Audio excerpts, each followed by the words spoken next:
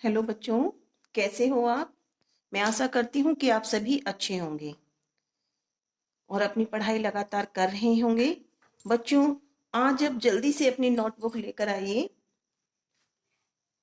Notebook लेकर बैठ गए होंगे सभी बच्चे। बच्चों, आज मैं आपको तृतीय सेमेस्टर 2022 का संस्कृत का क्वेश्चन पेपर सॉल्व कराऊंगी। तो सभी बच्चे बिल्कुल ध्यान से देखेंगे कि आपको क्वेश्चन पेपर जो मिलता है आपको सीक्वेंस में किस प्रकार से करना है। चलिए बच्चों, जो आपका 2022 में संस्कृत का क्वेश्चन पेपर आया है वो बहुत ही आसान है। अगर आप संस्कृत को थोड़ा भी समझ लेते हैं तो बिल्कुल आसान तरीके से उस क्वेश्चन पेपर को सॉल्व कर देंगे। तो सबसे पहले हम देखते हैं बच्चों, क्योंकि हमारा संस्कृत का क्वेश्चन पेपर जो है वो कितने मार्क्स का होता है, 25 नंबर का, जिसमें हमारे 5 वस्तुनिष्ठ प्रश्न पूछे गए हैं जो हमारे 1 मार्क्स का 1 क्वेश्चन होते हैं। देखिए, संस्कृत में माहेश्वर सूत्रों की संख्या क्या है, जो मैं आपको बहुत अच्छे से लर्न करा चुकी हूं।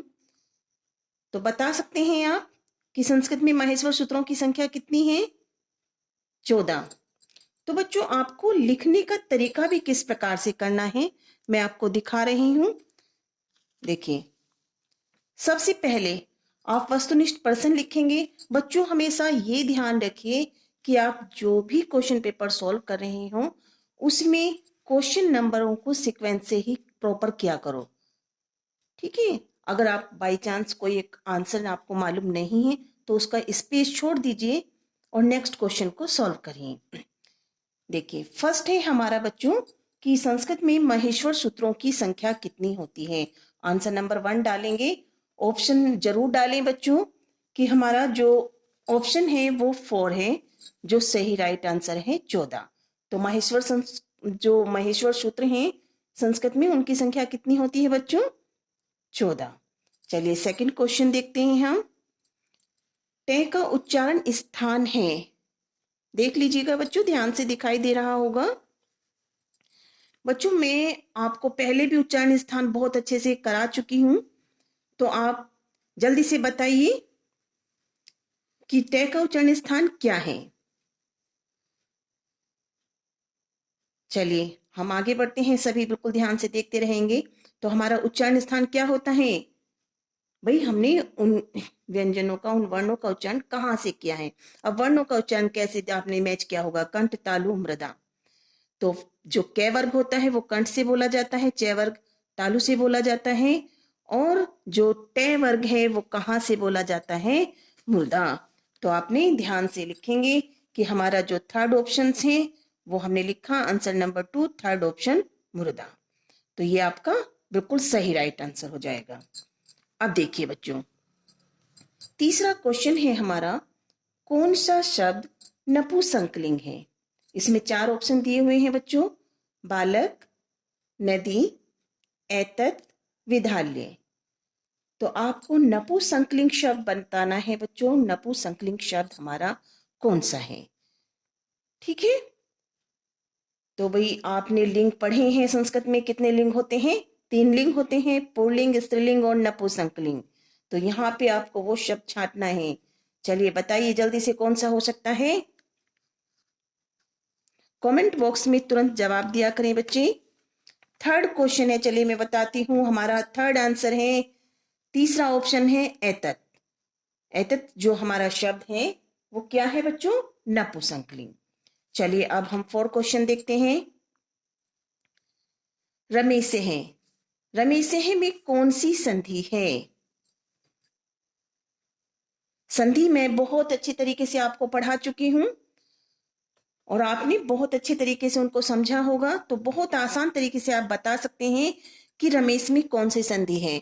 हमें 4 ऑप्शंस दिए हुए हैं, दीर्घ संधि, सेकंड गुण संधि, थर्ड वृद्धि संधि और 4 यण संधि।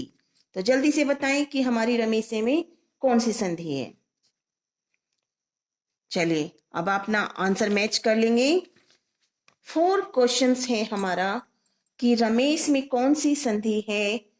सेकंड ऑप्शन है गुण संधि। क्या सिखाया था बच्चों मैंने आपको गुण संधि में? कि जब ए या आ, हर्ष या दीर्घ के बाद हर्ष या दीर्घ ई आता है तो क्या बन जाता है? ए। तो यहाँ पे हमारा रमेश है तो क्या शब्द है ये? रमा प्लस ईश है।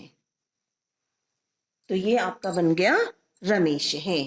क्या बना बच्चों? रमेश है। तो बिल्कुल क्लियर हो गया होगा आपको, इसमें कोई डाउट नहीं है। चलिए बच्चों अब आगे बढ़ते हैं। हमारा क्वेश्चन नंबर 5 क्या पूछा गया है? क्वेश्चन नंबर 5 में बच्चों आपसे पूछा गया है कि राजपुरुष में कौन सा समास है? कि राजपुरुष में समास है। अभी समास वाले टॉपिक्स आपने पढ़े होंगे। फर्स्ट ऑप्शन दिया हुआ है तत्पुरुष समास, सेकंड है कर्मधारय समास, थर्ड है द्विगु समास और फोर है बहुव्रीहि समास। चलिए बच्चों जल्दी से देखिए, अब अपना आंसर तुरंत नोट करते जाएंगे, फिर उसे मैच करेंगे। तो बच्चों हमारा जो आंसर नंबर 5 है दिखाई दे रहा है सबको? कौन सा है इसमें हमारा? तत्पुरुष समास। तत्पुरुष समास में बच्चों देखिए राजपुरुष में क्या है? राजपुरुष में हमारे कर्ता, ठीक है, को छोड़ के जो हमारे कर्म से लेकर के अधिकरण तक जो ये चिन्ह होते हैं कारक चिन्ह उनका लोप होता है। आप ध्यान से देखेंगे तत्पुरुष के हमारा समास किस प्रकार से है। देखिए यहाँ पे क्या है? राज्ञे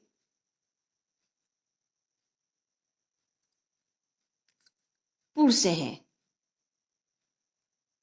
राज्ञे पुरुष है यानी राजा का आदमी। तो यहाँ पे हमारा क्या है? का। ठीक है, तो हमारा इसमें कौन सा जो समास है वो है बच्चों तत्पुरुष समास। अब देखेंगे हम बच्चों कि हमारे 5 क्वेश्चन जो वस्तुनिष्ठ हैं वो सॉल्व हो चुके हैं। तो ये हमारा तत्पुरुष समास है। अब हम आगे देखते हैं बच्चों अति लघुत्तरीय प्रश्न। अति लघुत्तरीय प्रश्न में हमारे कौन कौन से क्वेश्चन पूछे गए हैं? देखिए बच्चों ये भी हमारे 1 मार्क्स के होते हैं और बहुत ही आसान से क्वेश्चन आए हुए हैं। सबसे फर्स्ट ये देखिए यहाँ पे 6 नंबर पे दीर्घ संधि के सूत्र लिखकर स्पष्ट कीजिए, यानी दीर्घ संधि के सूत्र को लिखकर स्पष्ट करना है। तो आपने क्या होगा बच्चों? दीर्घ संधि का सूत्र मैंने आपको कराया हुआ है बहुत अच्छे से। क्या है बच्चों? देखिए दीर्घ संधि का सूत्र है हमारा अक है सवर्णी दीर्घ है। अर्थात सूत्र का अर्थ क्या है? जब 2 समान या समजातीय स्वर मिलते हैं, चाहे वे हर्ष हो या दीर्घ हो, अथवा एक हर्ष हो और दूसरा दीर्घ हो, तो उनके स्थान पर दीर्घ स्वर हो जाता है। तो ये हमारा दीर्घ संधि का सूत्र है जिसे लिखकर हमें स्पष्ट करना है। क्या सूत्र है? अक है सवर्णी दीर्घ है। ठीक है बच्चों, हो गया, बहुत अच्छे। अगला क्वेश्चन हम देखते हैं। क्वेश्चन नंबर 7 है बच्चों नदी शब्द के प्रथमा विभक्ति के तीनों वचनों के रूप लिखने हैं। किसके लिखने हैं बच्चों? नदी शब्द के। कौन से? प्रथम विभक्ति के तीनों वचनों के रूप लिखने हैं। देखिए हमको कैसे लिखने हैं। आंसर नंबर 7 नदी शब्द है, विभक्ति वचन लिखेंगे एक वचन, द्विवचन, बहुवचन, क्योंकि हमसे प्रथमा विभक्ति के तीनों वचनों के रूपों को पूछा गया है। तो क्या है बच्चों? नदी, नद्यों, नद्य है। तो ये आपको 3 वर्ड लिखने हैं। लिखने का तरीका आप देख लीजिए, बिल्कुल आपको सीक्वेंस में और सही तरीके से आंसर्स देने हैं। चलिए बच्चों आगे हम देखते हैं। बच्चों हमारा 8वां क्वेश्चन पूछा गया है 19 संख्या को संस्कृत में लिखिए। बिल्कुल आसान सा है, 1 वर्ड देना है बच्चों आपको। तो 19 संख्या को हम कैसे लिखते हैं? दिखाई दे रहा होगा बच्चों। 19 को हम क्या कहते हैं? नवदस या एकोनविस्ती। दोनों ही शब्दों का अर्थ 19 है। 9 10 यानी 9 और 10, 9 और 10 कितना हुआ? 19। ठीक है, या एकोनविस्ती यानी 20 में 1 कम 19। चलिए बच्चों, अगला क्वेश्चन देखते हैं। हमारा 9 क्वेश्चन क्या पूछा गया है। 9 क्वेश्चन है बच्चों, नमः के योग में कौन सी विभक्ति लगती है। नमः के योग में कौन सी विभक्ति पूछी गई है कि कौन सी विभक्ति का प्रयोग होता है। तो जल्दी से आप नोट करेंगे। कौन सी विभक्ति होती है बच्चों? चतुर्थी विभक्ति। देखो बच्चों, जो हमारी चतुर्थी विभक्ति है, जिसका कारक चिन्ह क्या है? कर्ता ने कर्म को कर्ण से संप्रदान। ठीक है, तो उसमें नियम क्या कहता है कि जहां पे नमः, स्वस्ति, स्वाहा, स्वधा, अलम आदि के योग में चतुर्थी विभक्ति का प्रयोग होता है। तो यहाँ पे हमें क्या लिखना है कि नमः के योग में हमारी चतुर्थी विभक्ति है। 1 वर्ड आपको देना है। ठीक है, कि नमः के योग में चतुर्थी विभक्ति लगती है। अब क्वेश्चन नंबर 10 क्या पूछा गया है बच्चों? देखिए, पट धातु के लोट लकार, कौन सा लकार पूछा है बच्चों? लोट लकार के प्रथम पुरुष के रूप लिखने हैं, प्रथम पुरुष के। ठीक है, तो लोट लकार के बच्चों ध्यान रखेंगे आपको कैसे लेना है आंसर। पट धातु, कौन सी धातु? पट धातु, लोट लकार के पुरुष लिखेंगे, वचन एक वचन, द्विवचन, बहुवचन। तो हमसे प्रथम पुरुष के रूप पूछे गए हैं। तो लोट लकार के हमारे होते हैं आज्ञार्थक, यानी जहां पे आज्ञा का आभास होती है, आज्ञा दी जाती है, तो वहां पर हमारे लोट लकार के रूप चलते हैं। तो क्या लिखना है आपको? पठतु, पठताम, पठन्तु। जब आपने रूप याद किए होंगे तो आप बिल्कुल ये तीनों वर्ड आसानी से लिख देंगे। चलिए बच्चों, हम अब आगे बढ़ते हैं कि हमारा क्वेश्चन नंबर क्या है। देखो बच्चों, आगे है हमारा क्वेश्चन।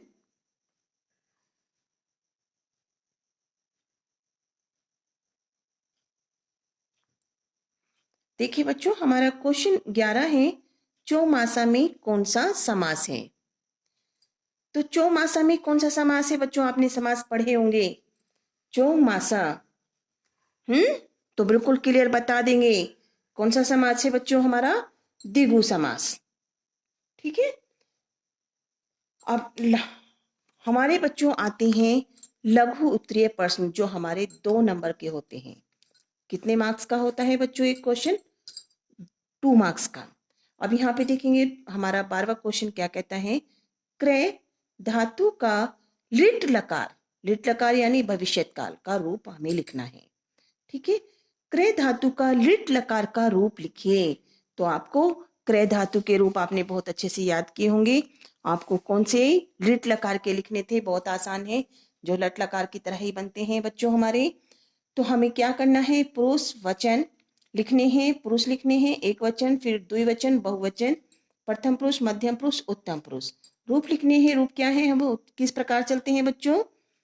करिष्यति, करिष्यतः, करिष्यन्ति, करिष्यसि, करिष्यतः, करिष्यत, करिष्यामि, करिष्यावः, करिष्यामहे। तो बच्चों ये हमारे क्रय धातु के लिट लकार के रूप आपसे पूछे गए हैं। चलिए अगला क्वेश्चन हम देखते हैं बच्चों। देखिए बच्चों, यहाँ पे आपको क्वेश्चन नंबर 13 में पूछा गया है 11 से 20 तक की गिनती, यानी संख्याओं को संस्कृत में लिखना है कि 11 से लेके 20 तक की गिनतियां। बच्चों गिनतियां आप बिल्कुल प्रॉपर याद करेंगे हमेशा। संस्कृत में आप 50 तक या 100 तक आपको गिनतियां याद होनी चाहिए। बहुत आसान सी पूछी गई हैं 11 से लेके 20 तक। तो आपको किस प्रकार से देनी है बच्चों? देखिए हमारा आंसर नंबर 13 है। ठीक है, 11 एकादश, द्वादश, त्रयोदश, चतुर्दश, पंचदश, षोडश, सप्तदश, अष्टादश, नवदश या एकोनविंशति और विंशति है। तो ये हमारी 11 से लेके 20 तक की बच्चों गिनतियां आपसे पूछी गई हैं, जो केवल आपके जो 10 वर्ड्स हैं ये आपको लिखने हैं और 2 नंबर आपके कंप्लीट हो जाते हैं। अब आगे हम क्वेश्चन देखते हैं बच्चों। क्वेश्चन नंबर 14 में आपसे पूछा गया है निम्नलिखित श्लोक का हिंदी में अर्थ लिखिए।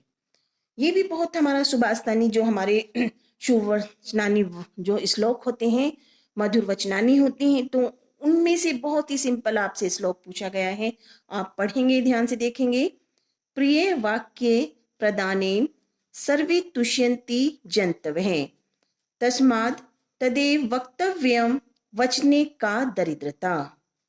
बच्चों, आप जो वर्ड होते हैं संस्कृत के, उनकी हिंदी याद करने का प्रयत्न क्या करें, उनकी हिंदी को जानिए, अपनी जो शब्द भंडार है उसको बढ़ाइए। प्रिय यानी मधुर, वाक्य प्रदाने, सर्वे यानी सभी, तुष्यंती यानी संतुष्ट होते हैं, जंतव है मीन्स जो प्राणी होते हैं। ठीक है, अब इसकी हिंदी हम देखते हैं कि क्या होगी बच्चों। देखिए हिंदी, आंसर नंबर 14 डालेंगे हिंदी।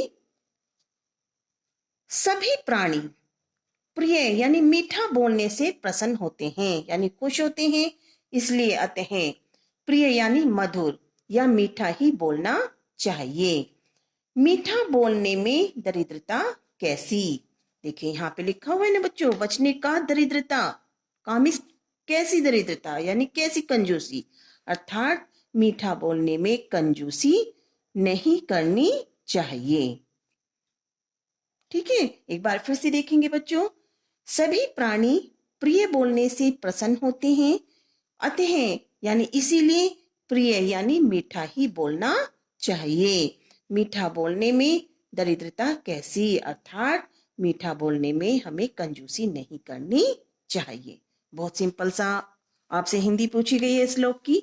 अब देखिए बच्चों, क्वेश्चन नंबर 15 में क्या पूछा गया है, उपसर्ग एवं प्रत्यय का अंतर स्पष्ट कीजिए। उपसर्ग एवं प्रत्यय का अंतर स्पष्ट करना है बच्चों। ये आपने बहुत अच्छे से पढ़ा होगा। उपसर्ग क्या होते हैं बच्चों, जो हमारे शब्द से पहले लगाए जाते हैं, यानी जो हमारे जो शब्द होते हैं उनसे पहले उपसर्ग लगाए जाते हैं, और उपसर्ग लगने से उन शब्दों के विशेषता उत्पन्न हो जाती है, यानी उनके अर्थ में परिवर्तन भी हो जाता है।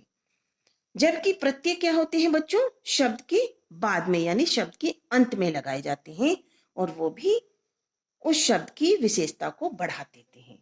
तो अंतर क्या हुआ बच्चों, कि उपसर्ग शब्द से पहले लगाए जाते हैं और प्रत्यय शब्द के बाद में लगाए जाते हैं।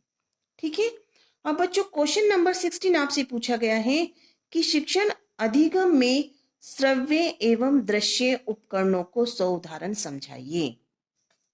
देखिए बच्चों, श्रव्य दृश्य सामग्री आपने पढ़ी होगी, आपके जो मेन सब्जेक्ट होते हैं उसमें भी ये टॉपिक है। तो श्रव्य दृश्य सामग्री का प्रयोग शिक्षा में क्यों किया जाता है बच्चों, ये आप आंसर बताएंगे कि शिक्षण को अधिक प्रभावशाली और रोचक बनाने में सूचना एवं संचार तकनीकी का शिक्षा के क्षेत्र में अधिकतम प्रयोग किया जा रहा है, ये हम सभी जानते हैं। तो यहाँ पे हमको क्या बताना है बच्चों, श्रव्य और दृश्य सामग्री शिक्षण की एक ऐसी सहायक सामग्री है जिसका प्रयोग करने से स्थूल से सूक्ष्मता की ओर बढ़ते हुए बच्चों के यानी छात्रों के मानसिक विकास को बढ़ाया जाता है। तो ये बच्चों हमारी जो श्रव्य दृश्य सामग्री है वो आप सभी जानते हैं कि 3 प्रकार की होती है, दृश्य सामग्री, श्रव्य सामग्री और दृश्य श्रव्य सामग्री। तो बच्चों दृश्य सामग्री कौन सी होती है, जिन्हें हम केवल देख सकते हैं, जैसे कौन कौन से बच्चों, जैसे चार्ट हुआ, मॉडल हुआ, चित्र हुआ, श्यामपट्ट हुआ, तो जिन्हें हम केवल देख सकते हैं, तो उनसे हमारा क्या विकास होता है बच्चों, हमारी जो दृश्य इंद्रियां हैं वो उन पे फोकस बनाती हैं केवल।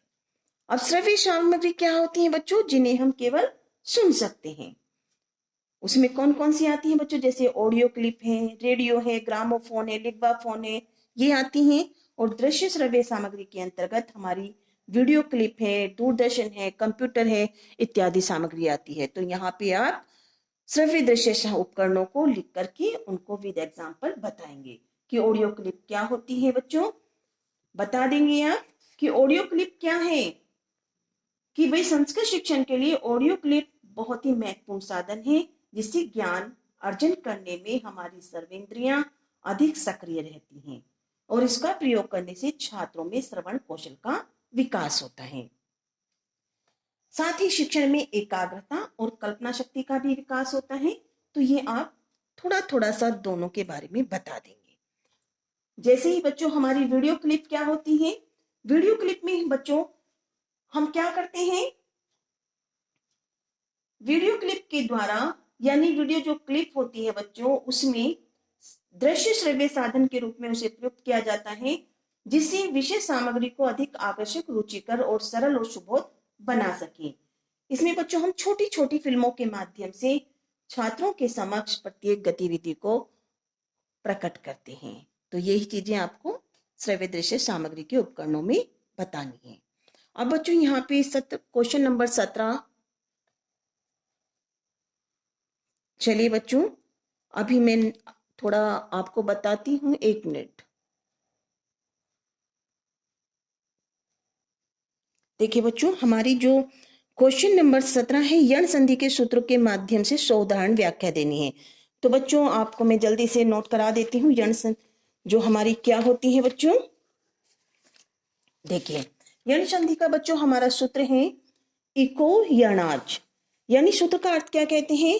मैंने संधि का टॉपिक बहुत अच्छे से पढ़ाया है कि यदि हर्ष या दीर्घ ई उ री या री के पश्चात कोई असमान स्वर आता है तो ई के स्थान पर ये और उ के स्थान पर वे और री के स्थान पर रे और रे के स्थान पर लय हो जाता है। इसे ही हम यण संधि कहते हैं। जैसे इति जमा आदि, तो क्या बना बच्चों, इत्यादि, सु जमा आगत स्वागत, मात्र जमा आनंद मात्रानंद है आदि।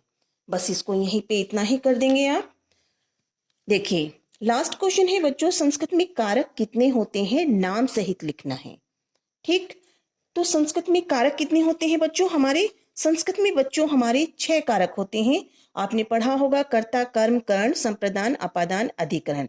बच्चों जो हमारा संबंध कारक होता है वो और संबोधन, ये 2 उपकारक होते हैं, इन्हें कारक नहीं माना जाता है। चलिए बच्चों अब ये हमारा क्वेश्चन पेपर सॉल्व हो गया है। आपको मेरी वीडियो बहुत पसंद आई होगी। Thank you. आप प्लीज मेरी चैनल को सब्सक्राइब करें और लाइक करें, कमेंट करना ना भूलें बच्चों, ताकि मुझे मोटिवेशन मिलता रहे। थैंक यू बेटा।